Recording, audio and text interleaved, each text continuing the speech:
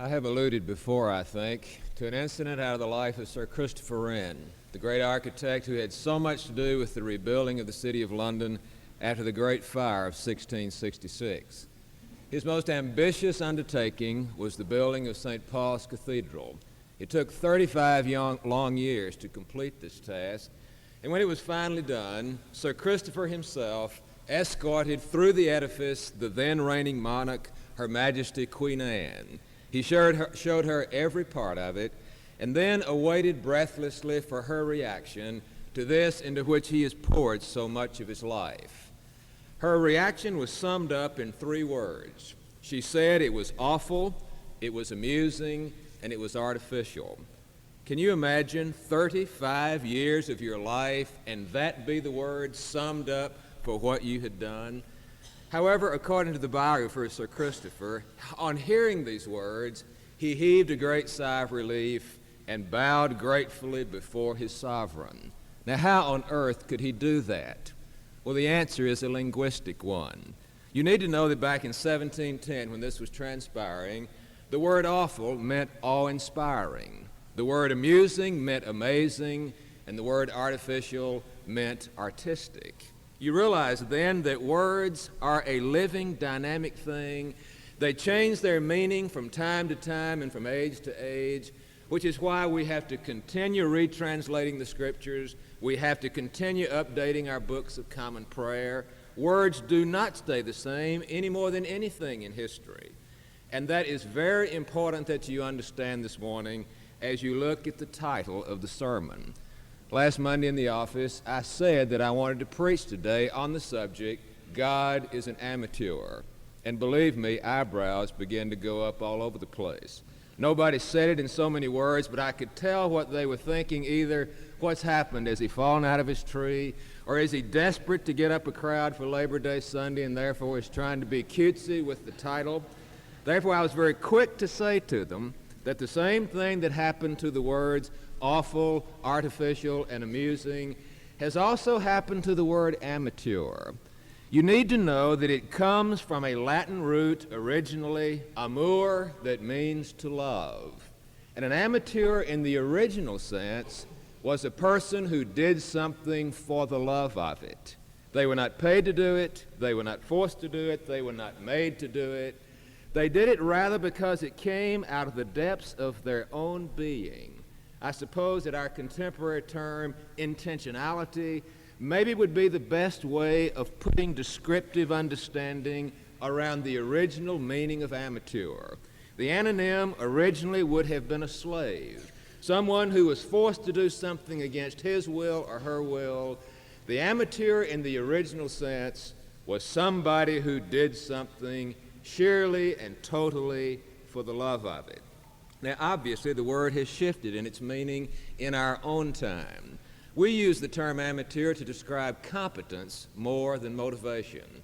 If somebody is an amateur in our culture, we mean by that that they are usually awkward, not very well trained, do not have the skill of a professional. You see, professional is the anonym that we would set over against amateur today. Slave was the anonym that should have been set over against in the original usage, and I am speaking this morning back to that original sense. I'm not trying to suggest that God is an inept bumbler this morning when I say that God is an amateur. I'm rather going back to what that word meant in its original usage, namely one who does something for the love of it. For it occurs to me that when you see it in that light, this may be the best adjective we have for understanding the mystery of Godness and also catching a glimpse of our own humanness, who we are, and what it is that we are supposed to be doing with the strength and the potency of our lives. God is an amateur. That may be the clearest word that Holy Scripture gives us about the nameless wonder that stands behind it all. A few moments ago, as I was reading for you that great poem to creation, that magnificent word that is known to us as Genesis 1, did you sense behind it and all through it the reality for which the word amateur originally stood? Did not you sense that there wasn't the least bit of coercion or strain about the great process that was being described there? There was no power outside of God who put a gun to his head and said, make a world or else. There is nothing here that suggests that God was driven or forced to create the world for any other reason outside himself. If you listen to the nuances behind this great passage, it seems abundantly clear that the desire to create came straight out of the depths of God. It was something he wanted to do, not something he had to do. You get the feeling that he looked over all the options that were before him, all the things of which he was capable, that he freely picked that which was the most appealing, and because he had wisely chosen within the circle of his capabilities, he was thereby able to act with dispatch and with effectiveness. There is no sense that God has gotten himself into something that he can't get out of. There is that majestic let us, and it comes about as God intended for it to be. And then 7 times in the passage, did you hear it? 7 times there was that incredible refrain, and God looked at what he had made, and behold, it was good. Here is God wisely deciding what he wants to do, carrying through on that resolve. And when he looks back, he is pleased that he chose to do it. He is delighted with what has come of it. I suggest to you that there is behind this whole magnificent passage the incredible affirmation that God is an amateur. He did what he did for the love of it. The explanation is not to be found anywhere outside him. It is to be found only within that which he wanted to do out of his own intentionality. And to know this about God is to know one of the most important single facts about our existence. For one thing, it says to the question, why something and not nothing? Where did everything come from and why is anything here? It gives you an abundantly positive answer by saying, God must have found his own aliveness to be so joyful that he decided one day that he wanted to let others in on it. This is too good to keep. This is something that I would like to share on a wider basis. Therefore, creation is an act of generosity, not an act of selfishness. There is no sense in this passage that God needed to create the world out of some kind of emptiness, that he had some kind of need that caused him in a compulsive way to act in this particular form. There is a sense in which everything is profoundly unnecessary to this all-sufficient joy, and therefore everything comes out of his desire to give. Nothing comes out of an anxiousness or a strain. And to know that joy is where we came from and joy is what we are intended for. To know that creation is here not in order to get something for God, but to give something of God. To sense that bottomless kind of joy that wanted to give itself. If you ever begin to feel your own existence, the existence of other things, with that kind of positive sheen, it can make a difference in the spirit with which you view all things and with which you do your life. I also think that sensing that God is an amateur, recognizing that everything is because he wanted it to be and not because it had to be, can also give you a clue as to why God has related as he has across the centuries to our particular planet. It seems like to me that there is no other explanation for the mercy and patience of God outside this incredible affirmation, he must be an amateur. That is, if God had some kind of desperate need bound up in our creation, if he was having to justify part of himself by virtue of what we became, believe you me, he would have either long ago invaded this earth with power and regimented us according to his purpose, or he would have given up long ago in disgust and say, there is no hope for this kind of rebellious planet. The fact that God is still hanging in with his original creation, continuing to work with us in such mercy and patience, is to me a supreme clue that he must be an amateur. He must be in this because he wants to be. You could not pay God enough or coerce God enough to stay with our kind of planet if he had been in it for any other reason save his own delight and his own desire. Don't you know that there are some things that we simply won't do for any other reason except for love? Don't you know that there are some tasks that you cannot pay people to undertake or pay people to stay in? We will do things out of love that we will not do for any other motive.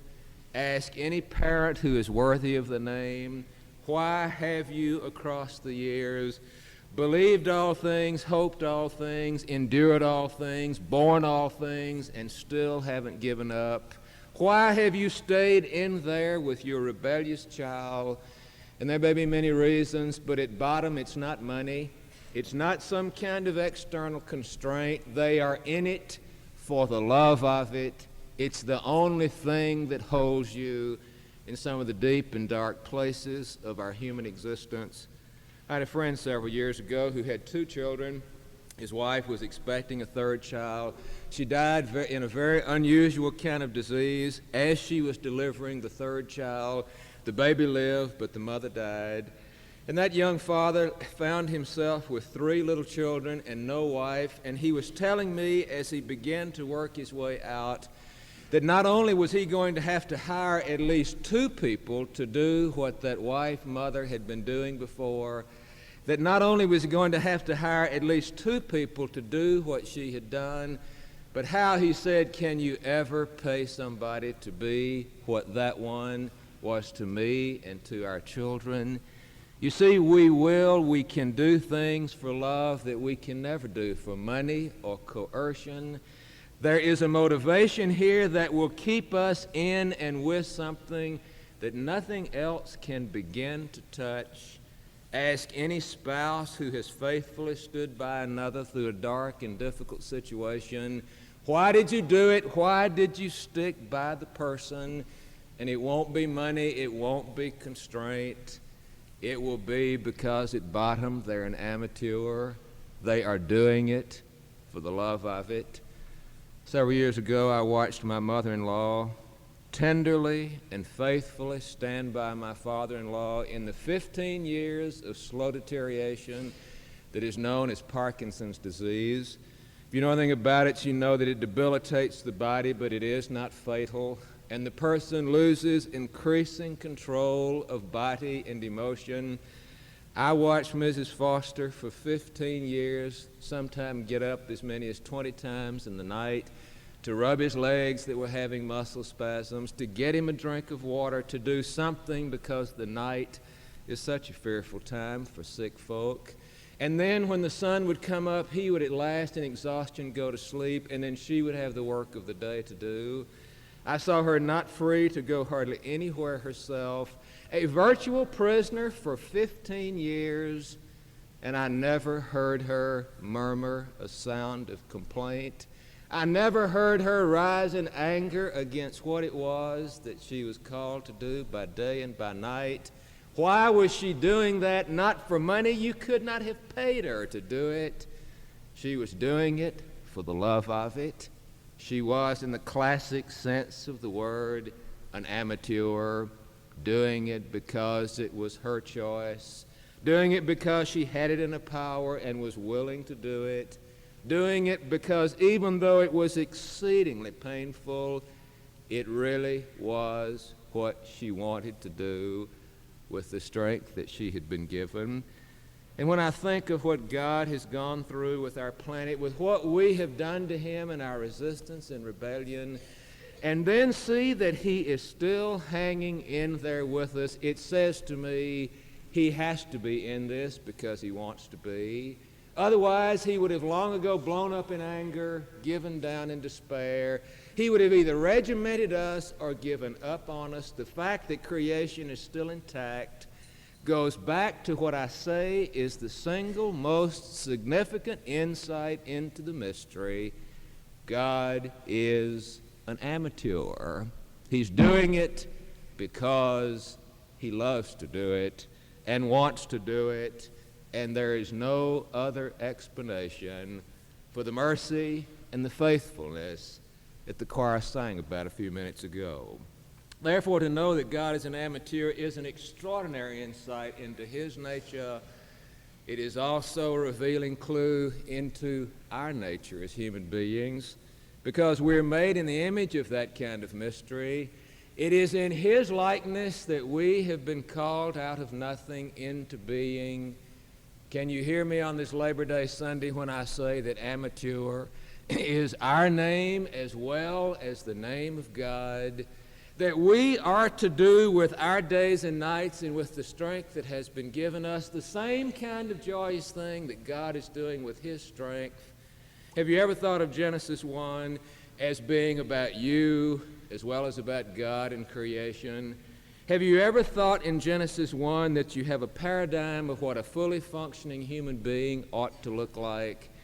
Well, I want to suggest this morning that it is. Here is the clue of who we were meant to be, how we were meant to live our lives.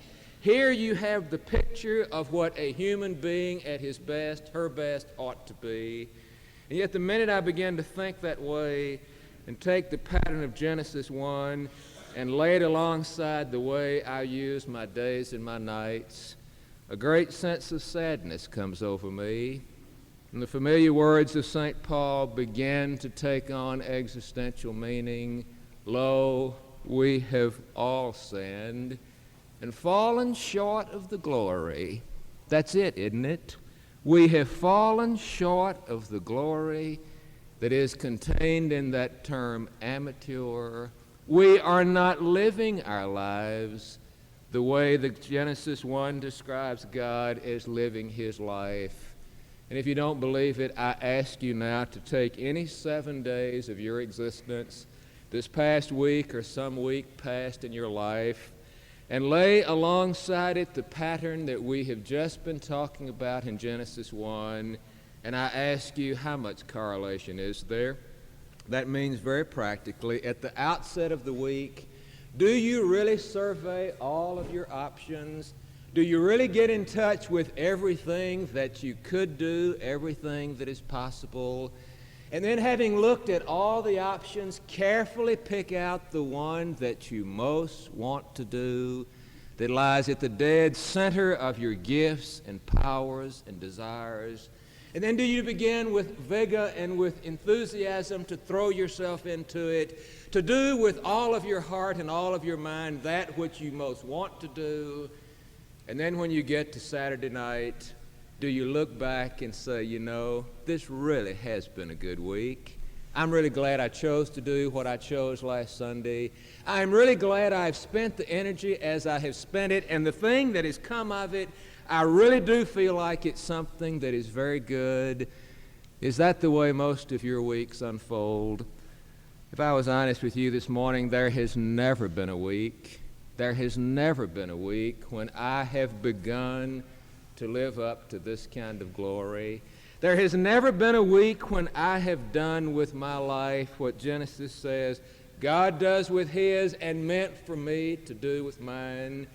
The tragedy is that we have fallen short of the glory. We have lost our amateur status. Instead of my living as I have described, so often I rush into a week without really thinking through what the possibilities are. I get involved in this, and then I get involved with that. I'm pushed here, there, and yonder. Before I know it, I'm into 10 times more than I can possibly do. I'm into things that mean something to somebody else but don't really have any appeal to me. I'm up to here, more irons in the fire than I can begin to number. And my Saturday nights, more often than not, are not characterized by delight, but they're characterized with disappointment and disgust. I see that little bits of life have gone here and there, and I have nothing to show for it. No sense of delight as I sense at the ending of God's first week. And I find myself asking, how have I gotten myself so far from where I was meant to be? Here I was born to be free, and I've turned out to be a galley slave, doing things because I have to, not because I want to, driven rather than drawn, involved in a lot of other people's agenda, but my own uniqueness having never been discovered and never been acted on. And I find myself asking, how has it happened? How have I lost my amateur status? And how have I gotten sold under this bondage of being busy but not being joyful? Of being involved in so much but not really doing it for the love of it, but doing it for some reason because I have to? Well, I don't suppose that there is any single or simple answer how any of us get sold into slavery. As I analyze my own situation as to why I have gotten myself so far from the glory, I detect many clues. For one thing, I have to confess that early in life, I didn't do my homework. Unlike Columbus, I did not start out taking a voyage within to try to explore what kind of strengths and what kinds of capabilities were inside of me. I did not really look carefully at the particular cards that I had been dealt by the hand of creation. I didn't look there for what I can do and for what I can't do, for what I really want to do as over against what I don't want to do. And if you've ever played cards, you know that if you don't begin by picking up your hand, what hope is there that you're going to make very intelligent use of what you have or make much of the game? But I must confess to you that I didn't do my homework. I did not get in touch with what the book of Psalms calls all that is within me. I did not look to see what I had been given by the hand of creation. Why did I not do that? Well, as I've tried to analyze it, I find two old ancient foes. I find first that sense of self-despising that I have shared with you before has been my companion almost from the beginning. I have no idea where it came from. I cannot blame it on anybody. All I know is that from the first time that I began to be conscious of me, I had this sense of nobodiness. I had this feeling that I was a big fat zero, a nobody. I do remember that the word that was ground into me over and over again was, if you're ever going to amount to anything, John, you got to make something of yourself. And it was said with a kind of fearfulness and a kind of strain. And I know it could mean many things. What I translated it to mean was, as you are, John, you don't have any worth. You don't amount to anything. If there is worth, it is out there somewhere else, and you're going to have to go get it and import it. There is nothing in you as you are that can really be celebrated. And therefore, that old sense of nobodiness and emptiness propelled me into a life of strain and competition, of always trying to reach out and get something from somebody else to get it into my terrible sense of emptiness. I guess it's utterly predictable. If you don't think you have any worth, then there's no motivation to look within. Why should I have dug in this field if I'd already decided there was no treasure buried there? Why dip your bucket into a well if you think from the beginning that that well is utterly dry? What I'm saying is that my old sense of self-despising, if you're ever going to amount to anything, then you've got to become different than you are at this moment. That was one thing that kept me from doing my homework. The other thing was that old ancient foe called fear.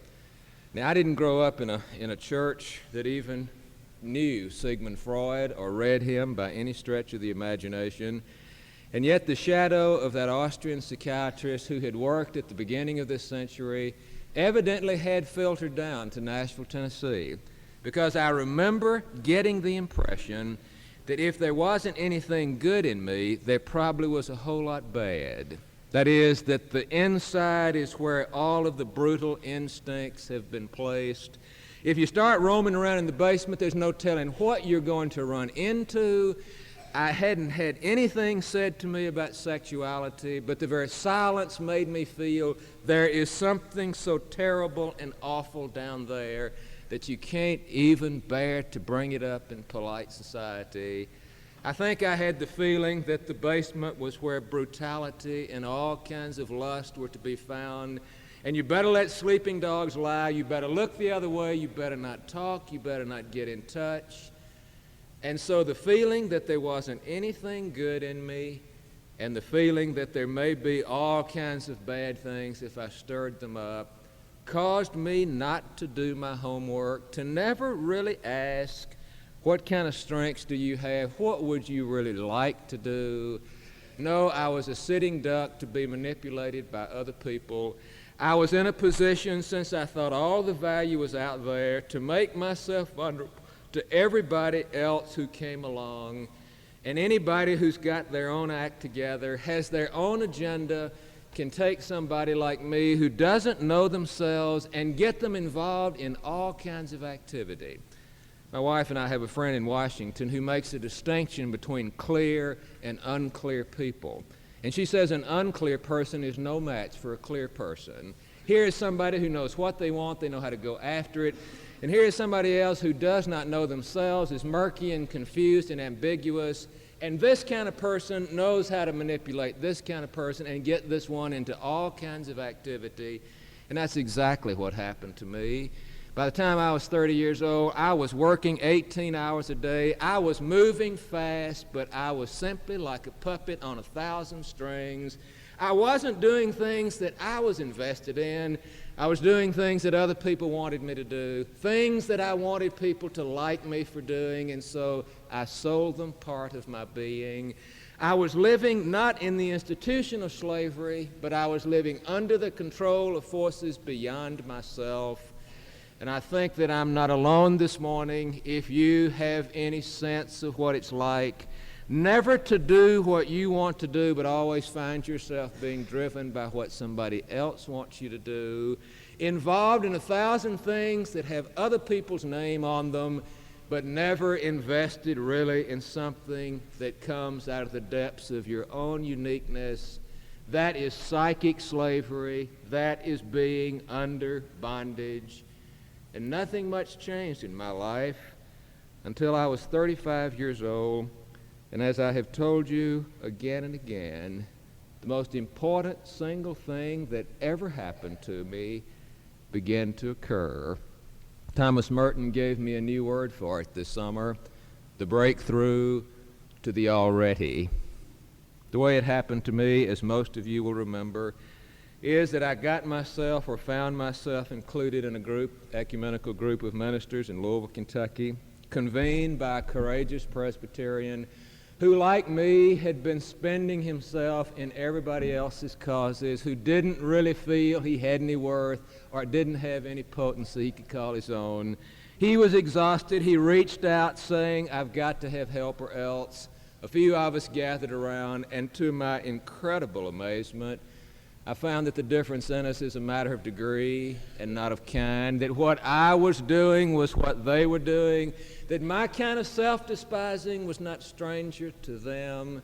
Unamuno is so right. If we ever got honest enough to go out in the streets and uncover our common griefs, what we would discover is that we're all grieving for the self-same thing. We're so much alike. And I found there around that table that others like myself were not free. Lots of busyness, but no real amateurism in the original sense. And one morning I got up the courage and the trust to take off my mask that I had been wearing so long, pretending that this is who I was, when underneath there was so many scars. And I took off my mask, and I told my story, and I wept my tears, and I let it all hang out, as they say. And it was an Episcopal minister, a man with whom I felt very little native affinity, who said to me, "John, I hear you. Oh, I hear you, 'cause I'm there too. Do you know what we need? Not what you need. Do you know what we need? God, we need to hear the gospel in our guts." And then he said over there in the Sermon on the Mount where Jesus says, "Ye are the light of the world." He doesn't say you got to be number one to get light. out-achieve everybody else in order to earn light. He says, man, you simply are light. He said if we could ever hear that in our guts, really hear it and believe it, then we could do what Jesus said. Then we could let our light shine and people could see the good things that God has made and begin to give glory to the Father in heaven. I don't know why I'd never heard it. God knows I'd read it often enough, even in the original Greek. I don't know why I hadn't heard it. All I can say is that in that moment, something like fire moved from the top of my head to the bottom of my heart. And 35 years old and a minister of the gospel, I recognized for the first time that morning that there really was worth inside of me, not by virtue of what I had made of myself, but by virtue of what God had made of me. There really was something in there good, and I had never recognized it, had never been aware of it, had never known of it. And that morning was the beginning of my glimpsing the glory that I have been talking about today.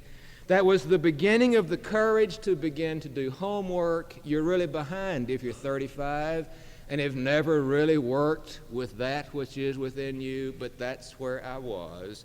And I don't mean to say that it was easy from that moment forward. It was not. It is not. I still have trouble with clear people who know what they want me to do, and I'm a means to their end. I still feel guilty when I say no, as the book title puts it. I still have trouble not letting other people take me over and get me to doing 1,000 things that are good, but they are not mine to do. I still struggle, but I'm here this morning to say that I have tasted how another kind of glory can be. I have sensed that there is in me potency and particular gifts. There are things that God wants to birth out of my depths that are uniquely mine to give. And if I have the courage to come in touch with that which is most uniquely mine, survey all the options and then get in touch with that which has my name on it, and then begin to do that for the love of it, then occasionally there comes a Saturday night when I can look back on what I've done, and Genesis 1 begins to happen all over again, and I too find myself saying, hey, it really has been good. I'm glad I chose it, I'm glad I did it, and I'm glad I've gotten what I've gotten out of it. And those times are rare, but they are beginning to grow. And I say to you that this is the destiny that every one of us have from the moment that we were called out of nothing. Amateur is your name too. We were not born to be slaves. We were born to be the kind of free, creative spirits that our great Father in the sky has always been, which brings me back to where it all started. Words, like all things historical, have a way of shifting, changing their meaning. If you read the title of the sermon this morning, you probably said, what on earth, a typographical error? Is he going to stand up there and say that God is a bumbler? No. I got to go back to how that word got its start. Amour, love. An amateur is the person who does what she does for the love of it. And I've dared to say to you this morning that that's the clearest vision I think we have of God, and the best clue I know of who we are and what we're supposed to do. But isn't it true? Isn't it true?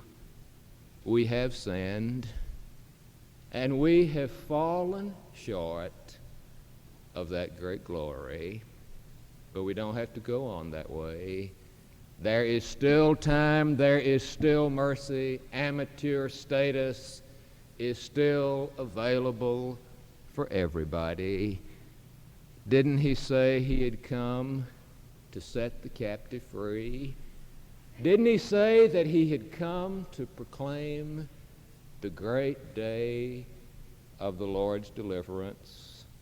If you have seen this morning how far short of the glory you have fallen, maybe that's the first step toward realizing that you too are the light of the world. You too have in you that which God has placed that he wants to get out. You too can still be an amateur. Well.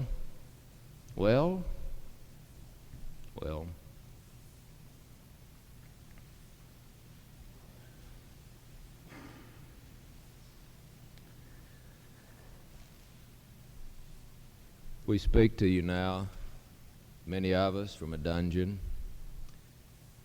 We're into 11 things, none of them our highest joy. O you who do understand and who does still love, hear us when we say that we have sinned and we don't blame anybody else. We have fallen short of the glory, but oh God, we don't want to stay here. We hear Christ coming, and we hear him singing the song, free at last, free at last. Thank God Almighty, free at last. And he promises to teach us to sing it too. How good of Christ to do this. How good of you to still have hope. Save us. Save us. Liberate us. Many, many thanks. Amen.